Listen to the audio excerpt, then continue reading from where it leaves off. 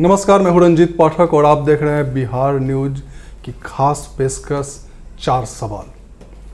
आज मैं मौजूद हूं हाजीपुर विधानसभा क्षेत्र में, जहां हमारे साथ हैं ऑल इंडिया फॉरवर्ड ब्लॉक के उम्मीदवार यशवंत सिंह उर्फ गब्बर सिंह। आइए इनसे जानते हैं कि ये पार्टी क्या है, क्या चुनाव चिन्ह है, क्या मुद्दे होंगे और ढेर सारी बातें इनसे होंगी। गब्बर सिंह जी, आपका बिहार न्यूज में स्वागत है। नमस्कार। सबसे पहले ये बताइए, ये ऑल इंडिया फॉरवर्ड ब्लॉक है क्या? जैसे कि हमारे जनता जनार्दन को हमको मेरा प्यार भरा नमस्कार। मैं यशवंत कुमार सिंह उर्फ गब्बर सिंह ग्राम पोस्ट बलवा कुआरी के रहने वाला हूँ जी। और ये पहले भी जान चुके हैं। और ऑल इंडिया फॉरवर्ड ग्रुप जो है, हमारे नेताजी सुभाष चंद्र बोस की स्थापना की हुई है। जब उन्होंने कांग्रेस से इस्तीफा देकर सन 22 जून 1939 को उन्होंने फॉरवर्ड ग्रुप की स्थापना की थी।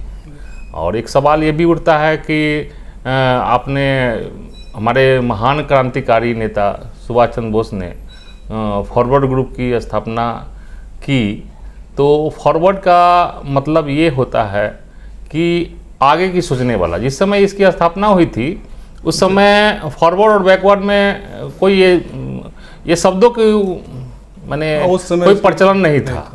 और ये अब फॉरवर्ड बैकवर्ड का परिभाषा इससे कोई लेना देना नहीं है, मतलब है कि आप आगे नेतृत्व करें। ये पार्टी नहीं, एक सोच है, एक नेताजी सुभाष चंद्र की विचारधारा है।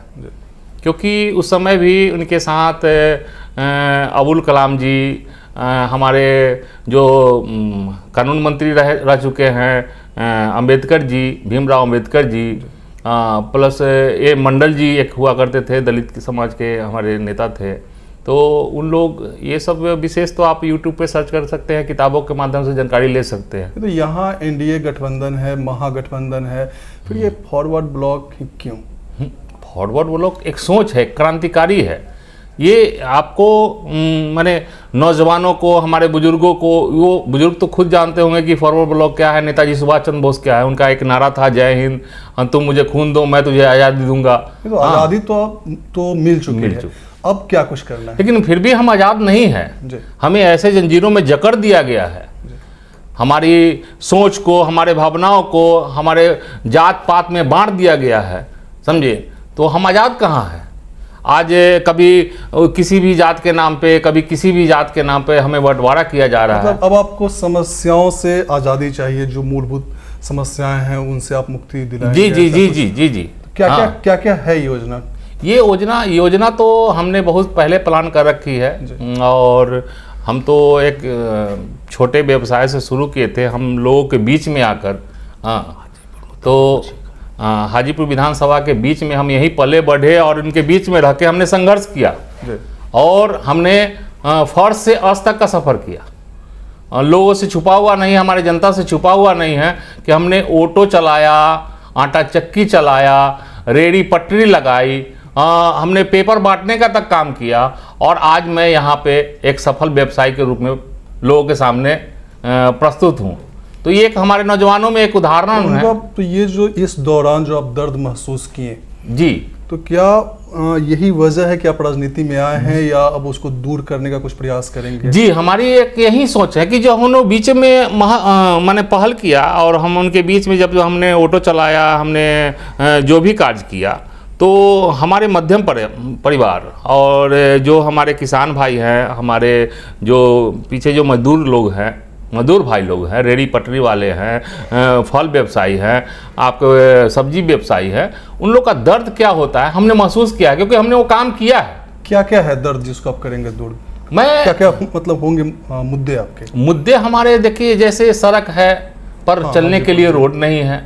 हाँ, हमारे शहर में इतनी सुंदर शहर है हाजीपुर शहर, वैशाली के अनुमंडल, ये वैशाली शहर का समझिए कि हट हुआ करता है। जैसे राज्य की राजधानी कहीं और होती है, तो वैशाली की राजधानी हाजीपुर है। यहाँ तो एक पार्क भी नहीं है। पार्क क्या कहते हैं, ना कोई मेडिकल कॉलेज है, ना ना इंजीनियरिंग कॉलेज है, और स्कूल होते भी उसमें पढ़ाई नहीं है। लोगों को क्या होता है कि वहाँ पे जाकर प्राइवेट स्कूल का सहारा लेना पड़ता है। क्या वजह क्या है हाजीपुर शहर का विकास नहीं हो सका?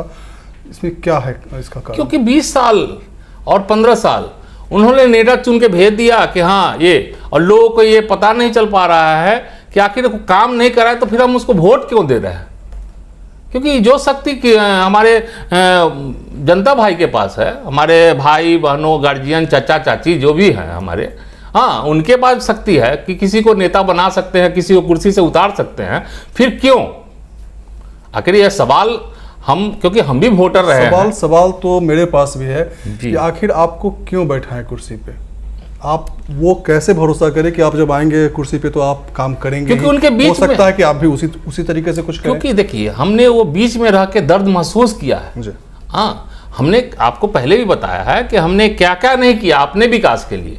तो जब अपने विकास के लिए हम संघर्षरत हैं तो हमें कोई अगर पद मिल जाती है तो मैं समाज के लिए क्या नहीं कर सकता हूँ। सिर्फ शहरी क्षेत्र ही नहीं, यहाँ जो ग्रामीण इलाके हैं वहाँ भी काफ़ी असुविधाएं हैं। कई ये काम करना बेहद ज़रूरी है, खास करके शिक्षा, स्वास्थ्य। तो इन सब पे भी कुछ है क्या योजना? बहुत सी बात है। पहले हमारे बहन, बेटी, भाई, हाँ हमारे गांव माने महिलाओं जो है वो सुरक्षित नहीं है। वो देहात से शहर में पढ़ने के लिए, क्योंकि देहात में वो वैसा सुविधा है नहीं जो पढ़ सकते हैं। स्कूल है प्लस मास्टर नदारत होते हैं, समझे। स्वास्थ्य है, स्वास्थ्य केंद्र बनाया हुआ है, उस पर लाखों की लूट होती है और वो शहर में उनको आना पड़ता है क्योंकि सुविधा नहीं मिलती है। तो ये सब बहुत सी बात है। सो हम सुरक्षा की बात करते हैं। हमारे बच्चे हैं वो सुरक्षित नहीं है कि वो स्कूल जा रहे हैं, कब घर पे आए। हम जब तक घर पे आ नहीं जाते हैं हम लोग इतने माने। तो इसके लिए कोई रोड मैप है क्या आपके पास? जी, हमारे तो योजना, हमने प्लान तो पहले बहुत सी कर रखे हैं।